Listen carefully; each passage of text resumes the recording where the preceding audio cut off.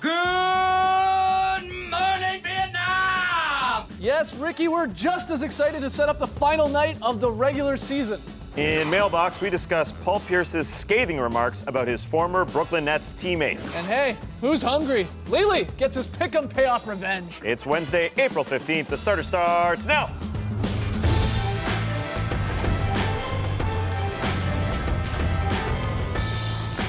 Good evening, Sweet World, and welcome to The Starters. Whether you're joining us live online, you're listening to the podcast, or you're catching us on NBA TV, very, very happy to have you. I'm J.E. Skeets, and alongside me, as always, that's Tess Mellis. Happy last day of the season. To my right, Starters blog editor, Trey Kirby. Hey-o! Hey-o! And finally, international man of mystery, taking it to the max, Lee Ellis. Friends. Lily, yes, fun show tonight. We got the mailbox, we got the top 10 plays of the shorter week, a little bit shorter here, and we have Lee's revenge with the pie. Lee going 30-3 in the month of April in the Pick 'em Payoff contest, and later on, Trey gets a pie to the face, and I'm told it's a coconut cream pie. I hope you like Old pie face Kirby, can't wait. Okay. You've got a lot of absorbent power there with that beard. Yeah, that beard's going to be Take it home. messy. All right, so let's start, though, by looking at what happened last night. Only 3 games on in the association. The big one was the Clips beating the Suns, because that means now in the Western Conference, the Clips can finish no lower than 3rd. They're either going to be the 2nd or 3rd seed,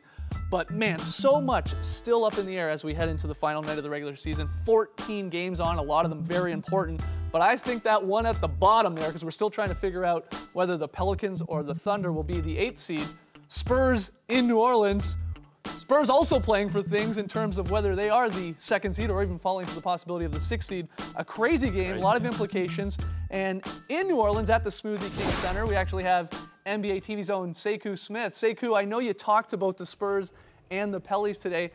Is there a difference in how both of these teams are sort of approaching tonight's game?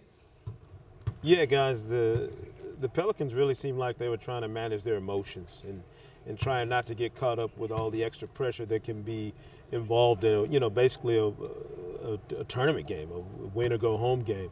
The Spurs are different.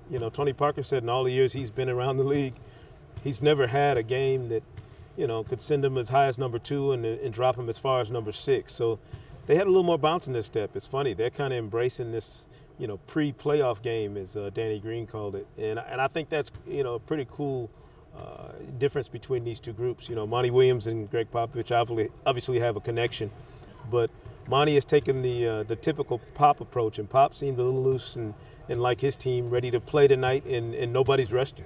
Because of that, which way are you leaning in this big game? Are you sort of leaning towards the Spurs, meaning the Pelicans won't get into this thing possibly if the Thunder take care of business as well, or are you leaning towards the Pelicans at home in front of their home crowd? Yeah, I mean, listen, a home crowd in an atmosphere like this should give you a boost, but you're talking about a team that's been winning at an elite level for going on 2 decades now. The Spurs know how to win these kinds of games. They've been in them over and over again. And if they're going to play everybody, it's going to be really difficult for New Orleans to knock them off with all that's on the line. This isn't just we want to stay in the playoff mix game for the Spurs. This is a, number 2 seed, something that they really, really want. And they've wanted, obviously, since that game in New York when Pop read them the riot act, and they've been playing unbelievable since. So I would imagine this is going to be an absolute dogfight of a game. And, if Anthony Davis and his guys can play through the emotions and through the pressure, they're going to have a chance to win it. But if you're betting on it, you obviously look at it and say the Spurs are the ones with the experience and really the muscle memory to get through a game like this. I think most people would agree with that. Sekou, I know we're going to hear from you much later tonight on Game Time, 7 p.m. We'll check back in with you at the Smoothie King Center. Can't wait for this game because it's just it really is. The playoffs sort of start now. For sure. For the Pelicans. Again, the Thunder have to take care of business. I don't want to gloss over that. The Pelicans could get in with a loss and the Thunder losing to the Wolves. Most people just think that the Thunder will go take care of business. Minnesota has lost 11 in a row, not playing for much except ping pong balls in the lottery. So we heard from Sekou. He's sort of leaning towards the Spurs getting the win, and I would say in reality thinking the Thunder then get the 8th seed. We got a split table. Tass and Lee agreeing with that, going with the Thunder as ultimately the 8th seed. And Trey and I say, no.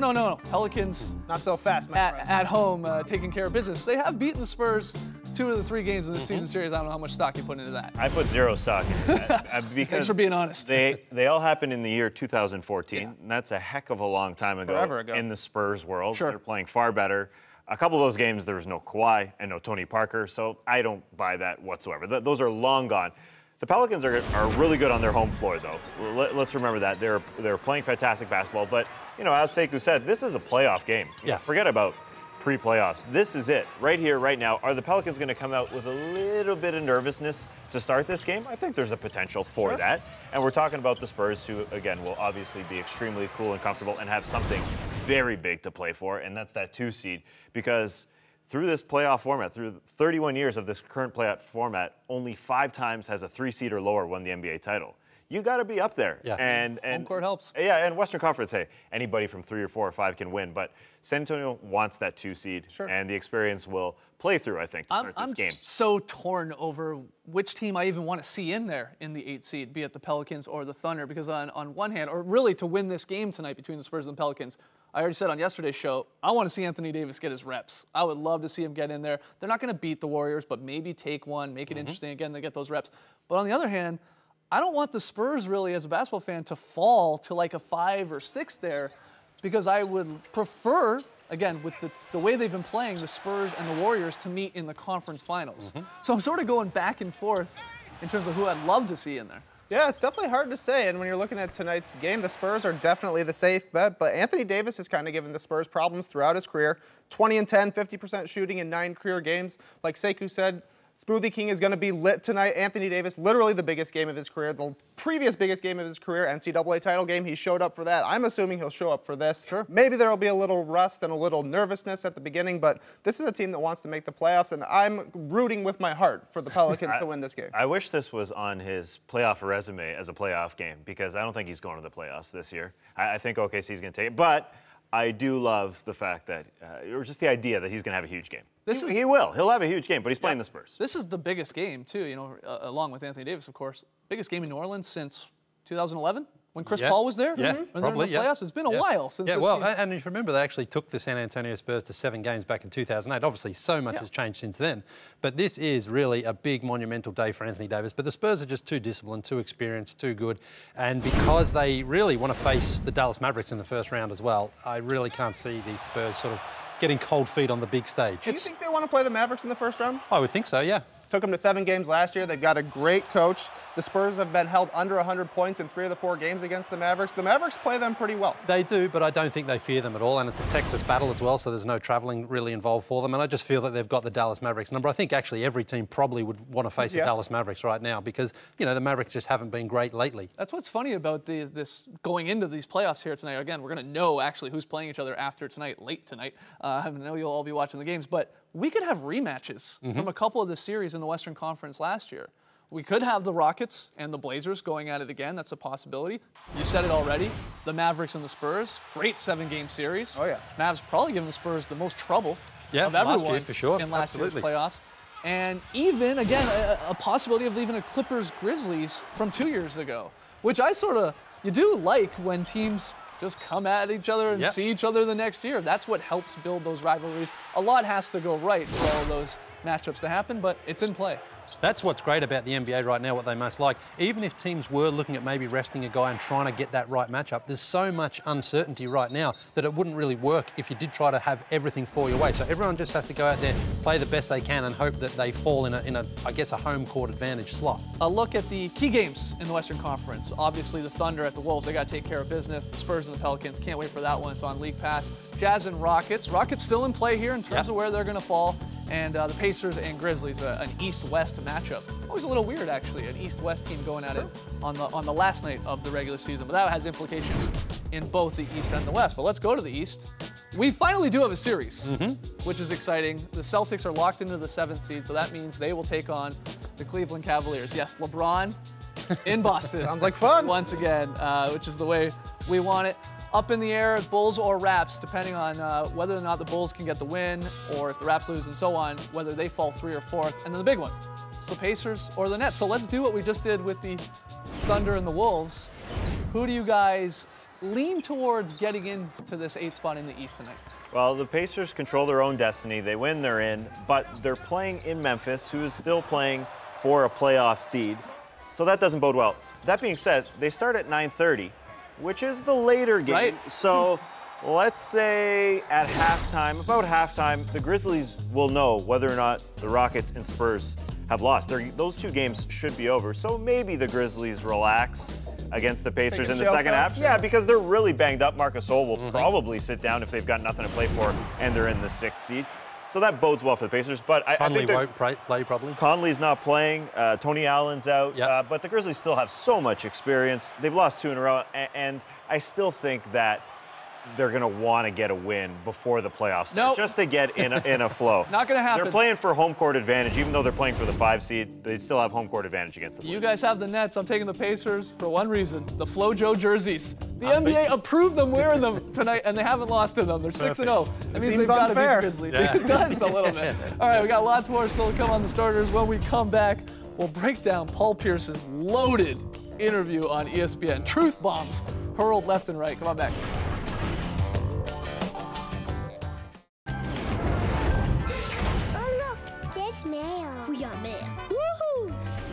Back with the starters. Yes, we have mail because you guys are great. Keep them coming all throughout the playoffs. The starters at NBA.com or hit us up on Twitter or Facebook. We actually have just one question because it's a doozy. And I hope you guys read this column that Derek alludes to here. He writes, "Hey guys, please tell me you read Jackie McMullen's interview with Paul Pierce. Holy truth bombs. Pierce ripped D-Well and the Nets franchise, called out Ray Allen, and even questioned his current teammates' resolve. What was your favorite part from the column?" That's from Derek W. This was a crazy interview. Again, it's up on ESPN. Jackie McMullen doing a great job. Paul Pierce let it all out, talking about the Nets and the Celtics teammates, even his current teammates. So much and so people have started creating like a hit list. Like he had a checklist, Paul Pierce did, for this interview of who he was going to get. You got D-Will, Joe, Rondo, and so on. He got them all. He got them all. But it's a fun question. Was there any particular favorite part or insightful part from this interview? Well, Paul Pierce fired a lot of bullets at people. Sort of a generic Nets one we'll start off with here. It was a tough situation in Brooklyn last year. Horrible, really. It was just the guys' attitudes there. It wasn't like we were surrounded by a bunch of young guys. There were vets who didn't want to play and they didn't want to practice. I was looking around saying, what's this? Kevin Garnett and I had to pick them up every day in practice. If me and Kevin weren't there, that team would have folded up. That team would have packed it in. We kept them going each and every day, end quote. And if you look at the Brooklyn Nets and how they've been playing the last few weeks, you kind of have to buy into what Paul Pierce is saying here. Yeah, it's exactly what we were talking about yesterday. There's just too many strong silent types on the Nets that nobody really takes the lead, so it's not too surprising to see them lose the 2 most important games of their season by a combined 50 points, because you go back to 2013 and it's the exact same group that lost to the Bulls in Game 7 at home to a Bulls team that was super beat up. Joakim Noah running around on 1 foot almost throws up a triple-double. It was pretty embarrassing back then, and I don't think it's a coincidence that the Nets went from losing a Game 7 to winning a Game 7 with Paul Pierce and Kevin Garnett around to barely making the playoffs this year, if they even do. And this also just sounds like Paul Pierce is a bit of an old-school guy. You know, he likes things done the proper way, and I think that these days there's a lot more people sort of more self-absolved, and I think that he prefers things to be the way they were, where everyone puts in, everyone turns up for practice hard, you play hard, and I don't think he got that out of those teammates in Brooklyn. He specifically referenced Darren Williams again in the interview from Jackie. We'll give you this part because this one, he really does go at D-Will. And I think it's what a lot of people actually thought about D-Will when he made the move to Brooklyn from Utah. Quote, "Before I got to Brooklyn, I looked at Darren Williams as an MVP candidate. But I felt once we got there, that's not what he wanted to be. He just didn't want that. I think a lot of the pressure got to him sometimes. The media in Utah is not the same as the media in New York." So Paul Pierce, really just blatantly saying he just sort of couldn't handle the difference in terms of the market and being the guy under the bright lights in the state of New York there. You agree with that?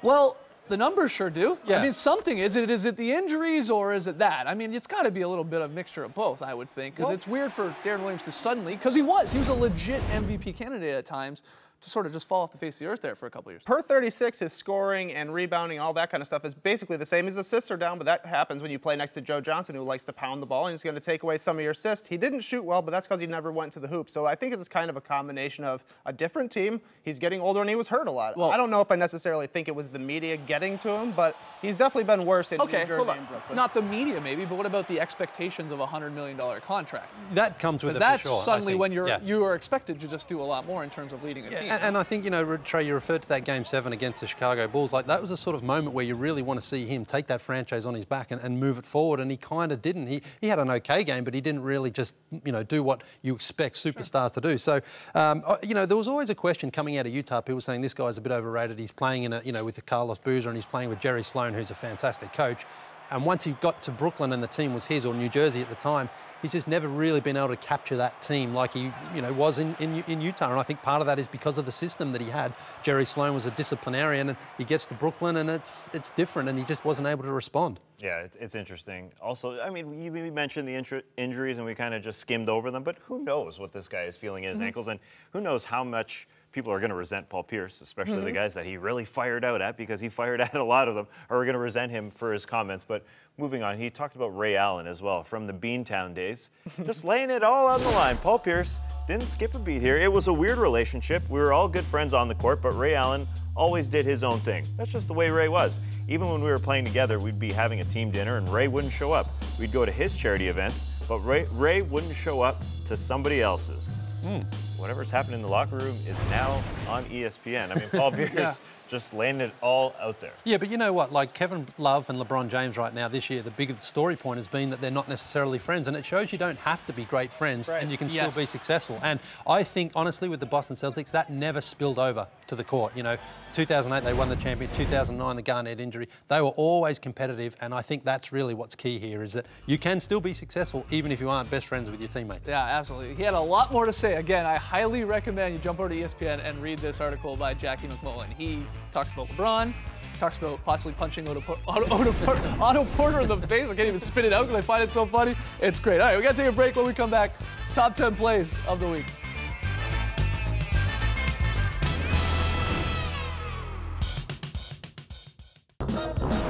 Back with the starters, right into our top 10 plays of the shorter NBA week, and Andrew Wiggins gets us started. Coast to coast, Wiggins with the most. Yes. Pity this is his last game tonight. We've had a good season from him. At number 9, Derrick Rose, he's caught. No, he's going backcourt. What's he going to do? No, he finds Thomas Gibson. What a pass. What core strength he's got there. Yeah, that's exactly what I was thinking, Yeah, Lee. you What should, core yeah. strength. He must do bar 3. He absolutely must. Yeah. It's just a nice pass. It has nothing to do with his core strength. At number 8, John Wall chases down Shelvin Mack. Return of the Mack. To Mack, I guess. Bang! Times it perfectly. John Wall's always good for a couple of these each season. One of the best in the league at the chase down, no diggity doubt about it. At number 7, Isaiah Thomas gets into the lane, does a little rondo, then goes around Timofey Mozgov to Jonas Jerebko. Is going to hit it? Oh, yeah, you know he is. Beautiful stuff going around Mozgov. The little guy making it happen in the lane. That was very Rondo-esque, you're right. The fake pass, even the pass into the corner. The green floor, yeah. At number 6, just a monster oop, DeAndre Jordan. I don't know, not on anybody. Pretty boring for DeAndre Jordan. I mean, yeah. He spoiled us. Lee, why'd you put this here? Well, you know, we've always got to get at least one DeAndre oop in there. You always have to anger us at least once. LeBron flies in, steals the ball behind the back to Timofey Mozgov. That is gorgeous, gorgeous stuff. The fact that he got in there, the hard bounce pass. Look, that ball lands up at Mozgov's head. Yeah, there's some zip on that. That's nice. And what a dunk from Mozgov. Throw it down! At number 4, it's the Greek Freak with the spin and the slam on Jeremy Grant. Nice. Look at how long he looks. He always does that. Goes left, spin right. Beauty. The Tony Parker move is that with a dunk. Yeah, nice setup. And a little mean mug. Yeah. Here's some mean mug from Giannis. Beautiful block at one end. We're going to the other end. The New York Knicks are not going to get in your way. Get out of the way, Cole Aldridge. Statue of Liberty in New York. Great effort by Cole Aldridge here, taking the charge. Yeah. Oh, never mind. I think he took 3 steps. Yeah, wow. Maybe I'm exaggerating. That looks like 3. At number 2, I love this one. Bryce Cotton. Who? Bryce Cotton. Throwing down the huge oop in Utah. Now, he's listed as like 6'1", Yeah, he's not. but by all accounts, he's closer to like 5'10", 5'9". That's what they say, 5'9", yeah. And he sort of just hammers it in. Look, he just like punches it in. Who needs a catch? Yeah. At number 1, more Andrew Wiggins started it. He's going to end it right on Omar Asik. What a beautiful dunk. That dunk was Omar Asik. Get out of here. Gorgeous. Just give us one more tonight, Andrew, please. Oh, man. what a year. What a year. Yes, the likely rookie of the year there, Andrew Wiggins. The bookends on the starters' top 10 plays. Let's unleash the fantasy unicorn for the final time in this regular season. Today's Fantasy Minute presented by FanDuel, the leader in one-day fantasy sports. It's a little bit fantasy lines of the night. A nod of the head to Chris Paul, George Hill. But the Woboy goes to Blake Griffin versus the Suns last night. Just a solid, very solid 20 points, 8 of 14 shooting. Perfect at the free throw line, 4 of 4, 8 rebounds, 5 assists, 2 steals. And he took care of the ball, Lee, only 1 turnover. Yeah, nice. I know you like keeping care of the ball like that. That's good. Right, that's right. All right, when we come back, Lily gets his pie revenge on Trey's beard.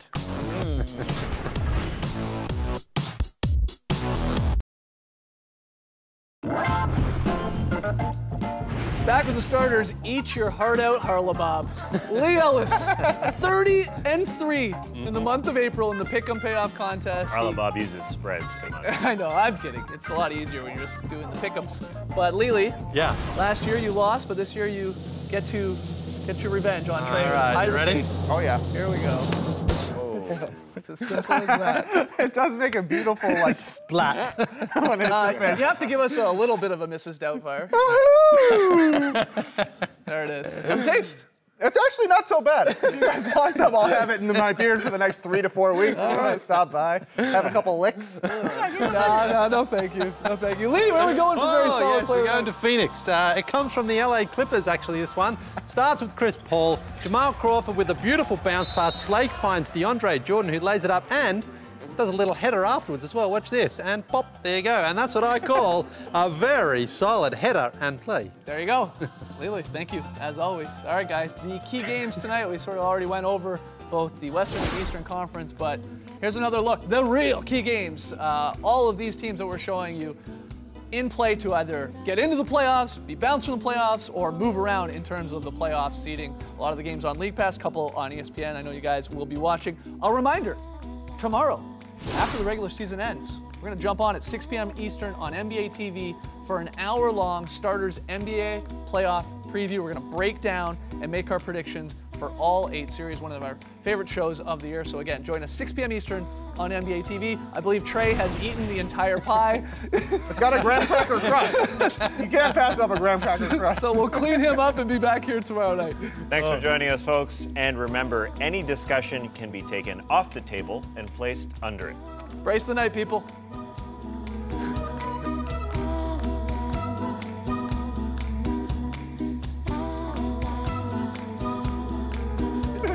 That's making a real good, Yeah. real good imprint. Whack. Just pies to the face every time.